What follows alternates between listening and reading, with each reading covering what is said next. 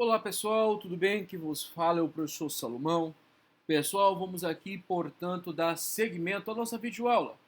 Vamos tratar agora pontualmente do imposto sobre produtos industrializados. É isso aí, pessoal. Vamos aqui iniciar a temática relativo a este imposto que incide sobre produtos industrializados, sejam eles de procedência nacional ou estrangeira. Lembrar pontualmente que o IPI está dentro da classificação de impostos, de tributos, que não incide sobre a exportação. Bem, nesse sentido de consequência, vamos aqui apontar leitura clara e pontual à Constituição, no que se refere à sua previsão constitucional. Bem, o artigo 153 da Constituição diz o seguinte: compete à União instituir impostos sobre, inciso número 4, produtos industrializados. Bem, não custa nada novamente tratarmos o conceito de produto, o conceito de produto nacional e de produto nacionalizado. Bem, pessoal, nesse sentido de consequência, quando falamos especificamente de produto, nós estamos tratando pontualmente de todo o bem corpóreo e também móvel em que passa por um processo de industrialização e lhe agrega valor econômico. Nesse sentido de consequência, falar de produtos industrializados para um primeiro momento, para uma primeira imagem, seria algo de natureza, pessoal, categoricamente redundante, como se houvesse um pleonasmo. Mas aqui nós teremos um pleonasmo de ordem técnica, porque a Constituição está dando bem foco, está dando, portanto, concentração de informações de que somente o produto, ou seja, aquilo que passa por um processo de industrialização, submete especificamente à incidência do IPI. Não há, portanto, incidência do IPI em razão de uma prestação de serviços. Não há incidência de IPI em razão de operações financeiras. Não há. O que há incidência é especificamente, pessoal, em razão pontual da ocorrência de produtos industrializados. Então, nesse sentido de consequência, o IPI é um tributo que agrega sobre a coisa, não sobre a pessoa. O imposto de renda, por exemplo, que inclusive vai ser o nosso próximo encontro, foi proposital no tratado do imposto de renda, porque vai ser tratado posteriormente, logo em seguida a falarmos de IOF, logo em seguida de falar de ITR e grandes fortunas. Vou deixar um capítulo só sobre o imposto de renda. O imposto de renda é um imposto que incide sobre a pessoa. Por isso que a Constituição deixa bem claro que deve ser observado, pessoal, a capacidade contributiva. Bem, em recente julgado, eu gosto muito dessa temática do direito, no sentido de que sempre tem um posicionamento ou outro, você vai identificar um julgado específico do STJ reconhecendo a capacidade, a aplicação da capacidade contributiva no que tange aos tributos não cumulativos. No caso em comento, foi acerca da PIS, PASEP e COFINS. Mas é uma questão pontual jurisprudencial, mas a regra, né, a doutrina, classifica, portanto, o imposto de renda como imposto pessoal e que deve ser observado a capacidade contributiva. Bem, dentro dessa temática associada, pessoal, vamos aqui retomar o raciocínio no que tange ao fato gerador do IPI. Bem, o fato gerador do IPI você vai encontrar pontualmente na previsão do artigo 46. E o artigo 46, ele inaugura a classificação de impostos sobre a produção e a circulação. Veja que o IPI não decorre de uma circulação de mercadorias, mas de produção. Mas a questão é da classificação, inclusive bastante técnica, dada pelo CTN. Na classificação, nós temos, portanto, o IPI dando o fato gerador sendo expresso no artigo 46, que diz o seguinte: o imposto de competência da União sobre produtos industrializados tem como fato gerador, inciso 1, o seu desembaraço aduaneiro, quando de procedência estrangeira. Lembrar novamente que o IPI não incide sobre exportação, por expressa determinação constitucional. O IPI ele pode incidir, pessoal, no que tange aos produtos nacionais, nacionalizados e estrangeiros. Sendo estrangeiro, é em decorrência do que, gente? Do desembaraço aduaneiro. Dando seguimento à nossa trajetória, nós temos que o IPI também incide sobre a saída dos estabelecimentos a que se refere o parágrafo 1 do artigo 51. Então, veja, o ingresso físico e legal permanente no território brasileiro, em razão pontual reconhecida pelo desembaraço aduaneiro, incide IPI. A saída do estabelecimento comercial ou empresarial, nos termos do artigo 1142 do Código Civil, que o reconhece como uma universalidade de fato, nós temos, portanto, a sua saída, a incidência do IPI. Inciso terceiro diz o seguinte: a sua arrematação quando apreendido ou abandonado e levado a leilão. Então, a arrematação em leilão, o desembaraço aduaneiro quando ele vindo de natureza de procedência estrangeira ou a mera saída do produto, do estabelecimento, são fatos geradores do IPI. É importante também nesse contexto assinalar, pessoal, alguns pontos de cruzamentos no que tange aos impostos já estudados.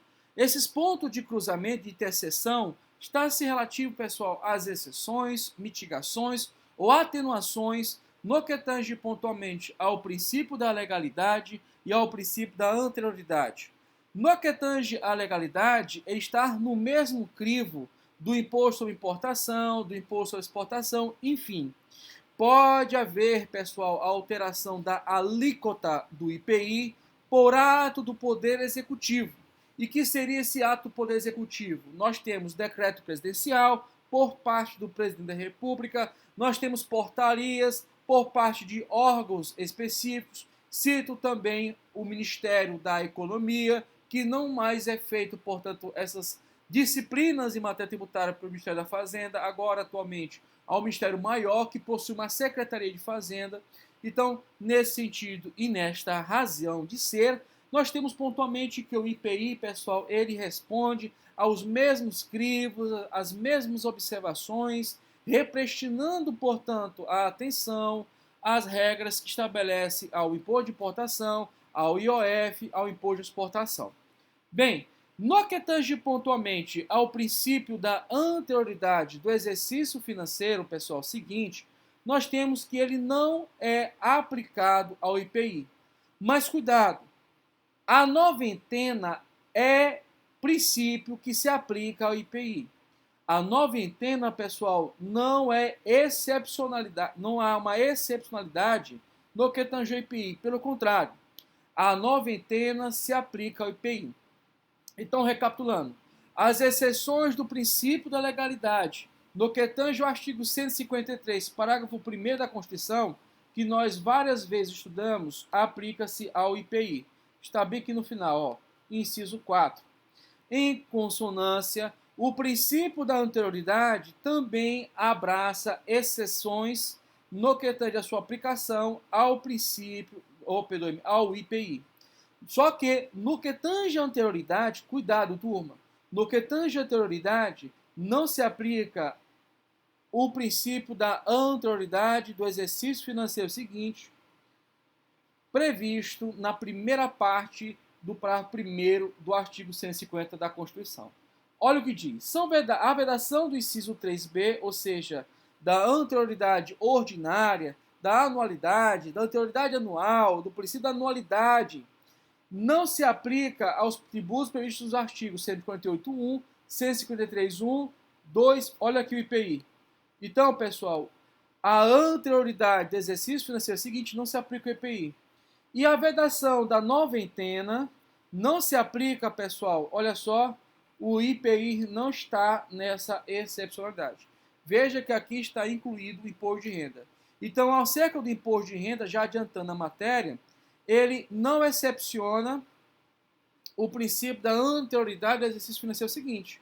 Então, a partir de 1º de janeiro do ano seguinte, já pode ser cobrado, portanto, a alteração da alíquota. Seguidamente, pessoal, no que tange especificamente ao IPI, tem que se observar a noventena.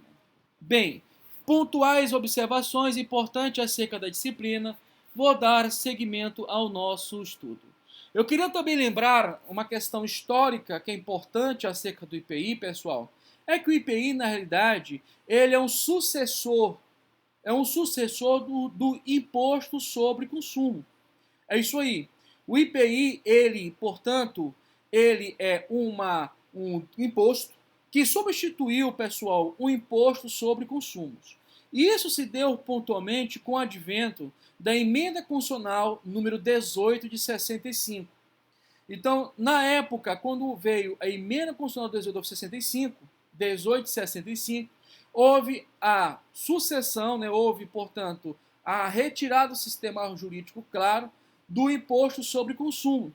E o imposto sobre consumo, pessoal, nesse sentido, ele tem uma disciplina legal clara, que é a Lei 4.502 de 64. Eu pensei que tinha até colocado aqui. 4.502 do ano de 64. Você vai ver que na lei ela fala de imposto de consumo. Esse imposto ele não existe mais, pessoal. No lugar dele nós temos o IPI.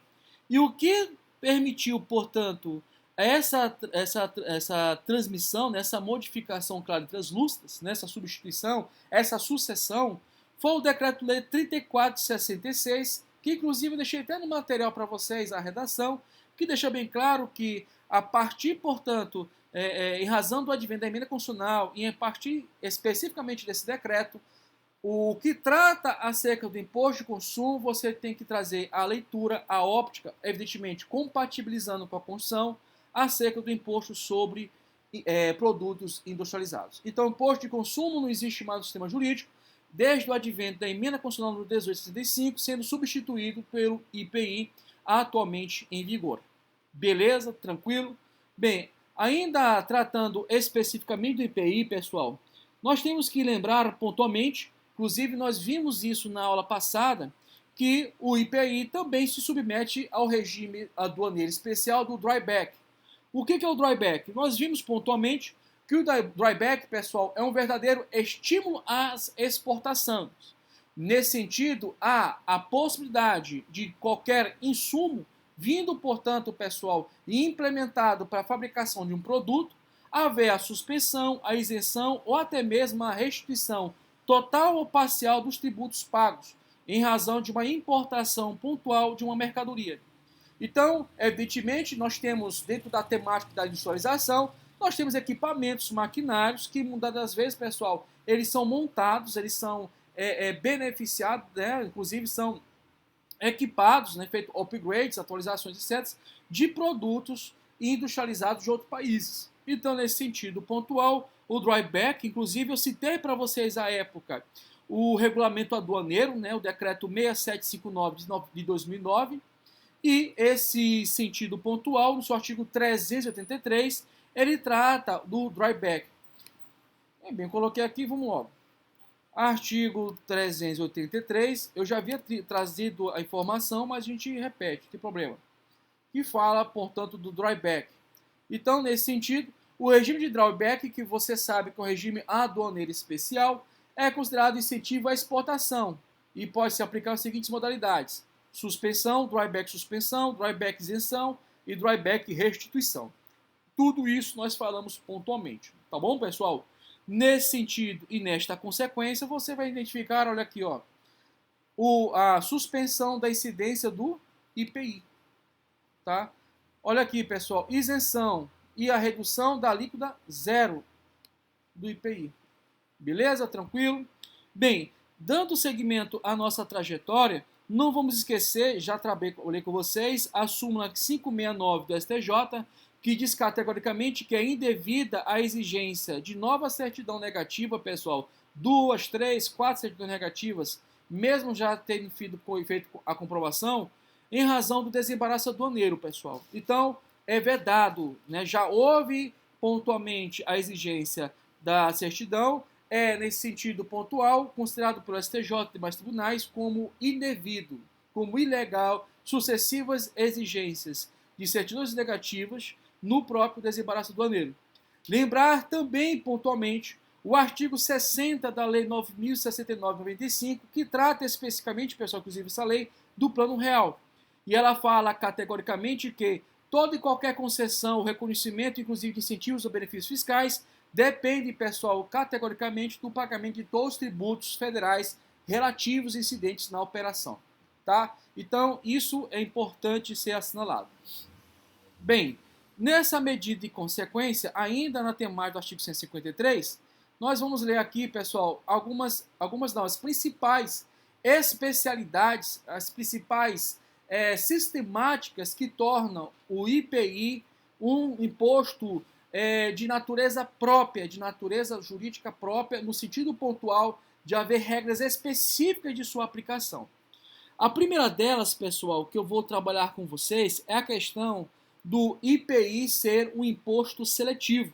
E esse grau de ser um imposto seletivo, ele decorre essencialmente, pessoal, da essencialidade do produto. Repito, o IPI é um imposto seletivo, mas está esse grau de ser seletivo em razão da essencialidade do produto. E o que seria nesse sentido, pessoal, a essencialidade do produto? Bem, a doutrina e a jurisprudência ela vem firmando já há anos o entendimento que essa essencialidade está com base na relevância econômica e social do produto. Repito, a essencialidade do IPI está nesse sentido pontual vinculado, pessoal, à relevância econômica e social do produto. Isso reverbera a atenção clara e translúcida de que, quanto maior for a relevância social do produto, pessoal, no caso pontualmente, vamos imaginar uma cesta básica, evidentemente, pessoal, menor vai ser a carga tributária do IPI. Em contrapartida, quanto menor for a essencialidade do produto, maior vai ser a carga tributária. É inversamente, portanto, proporcional. Nesse sentido, quanto maior a essencialidade, vamos pensar aqui numa cesta básica, nós temos que a carga tributária que incide sobre o IPI, pessoal, vai ser o que? Menor. Mas quanto maior for a relevância econômica e social do produto, ou seja, quanto menor for a relevância econômica e social do produto, maior a carga tributária. Pessoal, para quem não sabe, o cigarro, ele submete a uma alíquota de 300%. É uma alíquota alta. Isso também, pessoal, reverbera a mesma sistemática de pensamento, né? Evidentemente com a alíquota própria, no que tange as bebidas alcoólicas. Então, vocês têm que ter em mente que, quanto maior for a essencialidade do produto, vai acontecer o que, pessoal? Menor vai ser a carga tributária do IPI. E, em contrapartida, quanto menor a essencialidade do produto, vai haver o que, gente? Quanto menor, maior a carga tributária. Então, falar de essencialidade e carga tributária do IPI é pensarmos numa relação inversamente proporcional. Se aumenta um, diminui outro. Se diminui um, aumenta o outro. Tudo bem? Tranquilo? Bem, pessoal, na apostila pontual eu coloco para vocês as demais especificidades no que tange, no que especifica a uma série de alíquotas e incidências. Mas eu gostaria de destacar para vocês a alíquota do IPI incidente pontualmente no cigarro, tá?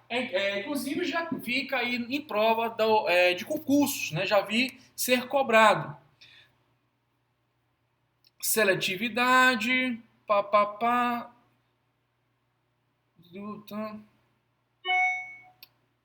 Ok, pessoal.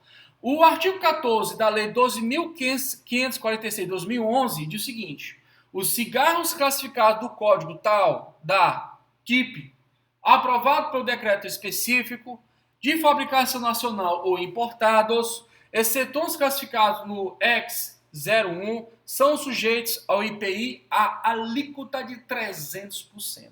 Pessoal, é pesado a carga tributária, mas você tem que ter em mente que o cigarro não é um item essencial. O cigarro, pessoal, ele não é um item de relevância econômica social. Tudo bem? Nesse contexto e consequência, já foi comprovado por milênios, já há muitos anos, que os impactos, inclusive num contexto mais macroeconômico, né, inclusive a nível nacional e internacional, os impactos, o custo para dar a manutenção de uma pessoa que sofreu as mazelas do cigarro ocasiona, pessoal, um maior gasto financeiro para o Estado e também para a economia pessoal das famílias. Bem, sem entrar em muitos detalhes, só uma questão de natureza factual e também fiscal. Vamos seguir. No que tange pontualmente à cesta básica, você vai encontrar, pessoal, pontualmente na PIS, PASEP, na COFINS, inclusive a previsão de alíquota zero. Alíquota zero. Pessoal, eu não estou aqui dizendo que não há incidência de IPI, não há uma alíquota específica. Evidentemente, são vários itens que compõem a cesta básica.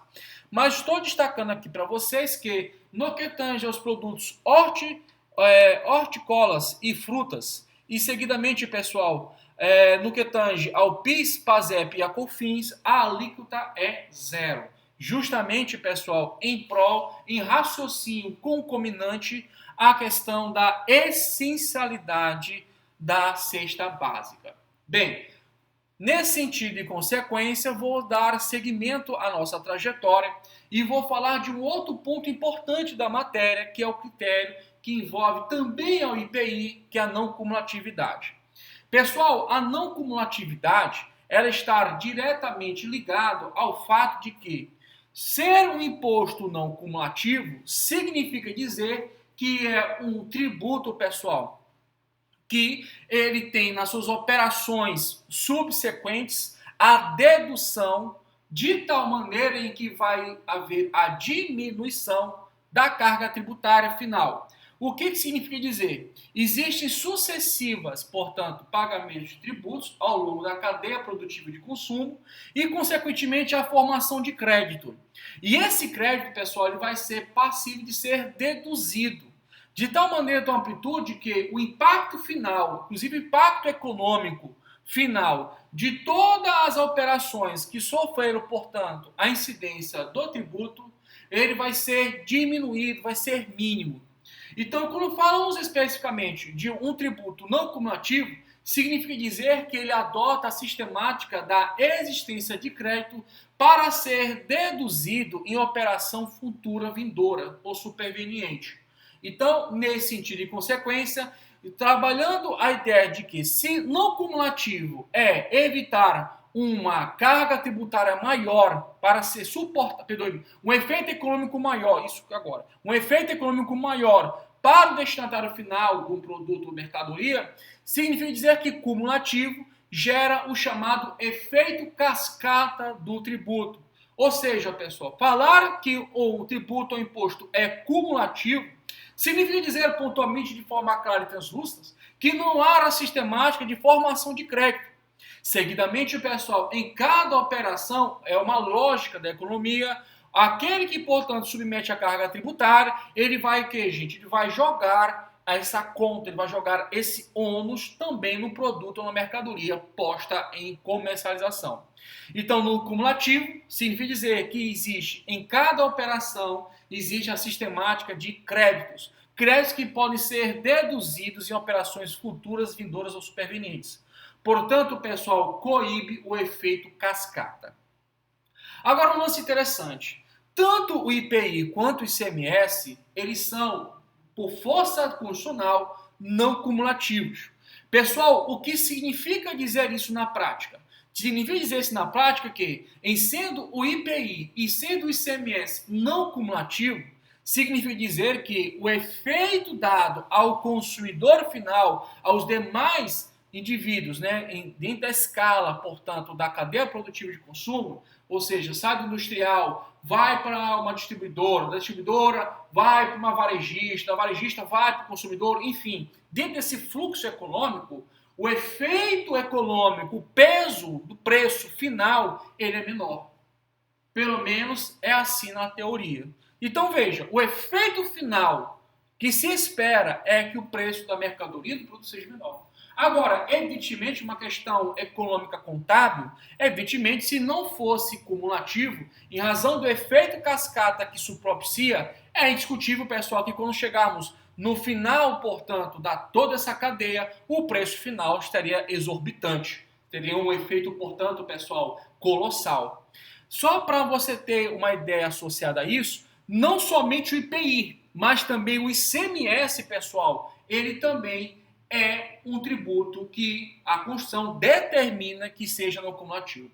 Mas o porquê que a Constituição precisa dizer que seja no cumulativo?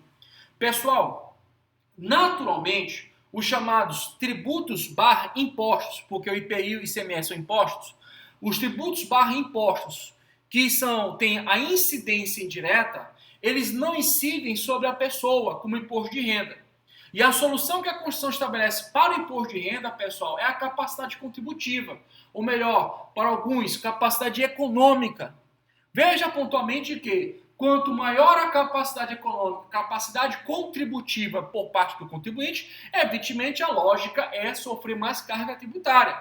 É essa que é o argumento do governo federal atual, nós estamos em 2020, é esse argumento federal que vai ter uma incidência maior de carga tributária para quem tem maiores volumes patrimoniais, evidentemente afastando isso das empresas. Mas vamos ver se isso vai dar certo. Bem, nesse sentido, inclusive, pessoal, nós vamos tratar hoje ainda do CBS, tá? Desse novo tributo CBS. Bem, nesse sentido pontual, voltando, então o IPI, o ICMS, pessoal, eles são tributos barra impostos de incidência indireta, porque eles não incidem sobre a pessoa como é o imposto de renda, ele incide sobre o produto ou mercadoria. Assim sendo, pessoal, cada vez que esse produto ou mercadoria vai circulando, a lógica clara é que haja, portanto, um encarecimento maior do produto da mercadoria. Só para te ter uma ideia, na época, e salvo engano, foi 2013, 2014, me conserte se eu estiver errado, surgiu, né, a nova geração de plataforma de videogame, que foi o PlayStation. Veio o PlayStation 4. E aí o valor absurdamente estourando. Eu lembro pontualmente que eu pensei em comprar na época, era R$ 4.000, só uma plataforma. Hoje você vai encontrar pontualmente no valor de R$ 2.200, alguns até caro, 2.900, caro. Mas você, em um certo período, antes pontualmente do fenômeno da Covid-19, dessa pandemia, o preço chegou a R$ 1.200, a R$ 1.400 oscilando, tá? E foi feita uma pesquisa pontual por economistas, inclusive, porque é um produto que vende muito, né? Ele e o Xbox One, tem agora o Series X, né? Pois bem, são plataformas de jogos. Então foi feito o estudo e verificou que a Sony ela não lucra pela fabricação e venda da plataforma, por isso que o preço, segundo a comunicado oficial, é caro. Só que, ao mesmo tempo, você tem que levar em consideração o custo do Brasil. A carga tributária sobre essa mercadoria e também, pessoal, para mim é essencial a nível particular, mas não é essencial a nível de sobrevivência humana, como produto que a Constituição quer consagrar. Portanto, a carga tributária naturalmente vai ser alta. Então, o que eu quero mostrar para vocês? Vindo um produto desse, fabricado, pessoal, me desculpa a franqueza, é fabricado na China. Então, ele vem da China aqui para o Brasil. Sequentemente, ele vai para uma empresa distribuidora, tipo plataforma B2W, como loja americana, Submarino, né? A B2W é a grande, portanto, responsável por uma série de operações nesse sentido. E aí, seguidamente, pessoal, ela tem ali colaboradores, que são empresas que realmente ficam fazendo a venda das mercadorias e produtos. Então veja, ali vai fazendo o quê? Depois tem um transportador, tem o custo da operação, tem o valor do seguro da mercadoria que você transmite, tem incidência de tributação do ICMS em operações de e-commerce, nós vamos estudar isso no próximo encontro, amanhã já vai ter uma videoaula só disso. Então, pessoal, evidentemente, há uma carga tributária maior. Agora veja, imagine se não fosse cumulativo, se não propiciasse para as empresas fazerem a dedução, para fazerem, portanto, a supressão do preço final do tributo. Poxa, talvez sair nas casas, segundo estudos oficiais, muito maiores. Né? Inclusive, o produto foi utilizado como referência para estudo tributário, para quem não sabe. Bem, nesse sentido e consequência, vamos aqui seguir para ainda nesse ponto, lógico, eu acabei esquecendo para vocês, Aí nesse ponto, no que tange a não cumulatividade e o porquê da não cumulatividade previsto especificamente na Constituição, eu quero lembrar para vocês que, mais uma vez, o IPI e o ICMS são tributos de incidência direta, porque eles incidem sobre o bem, eles não incidem sobre uma pessoa. Então, se for para a pessoa, tem uma vantagem constitucional, que é a capacidade contributiva. E no caso pontual, não existe nenhum mecanismo, a não ser a expressa previsão constitucional, e isso impõe que as leis complementares e demais normativos observem que é a expressa determinação de seja não cumulativo.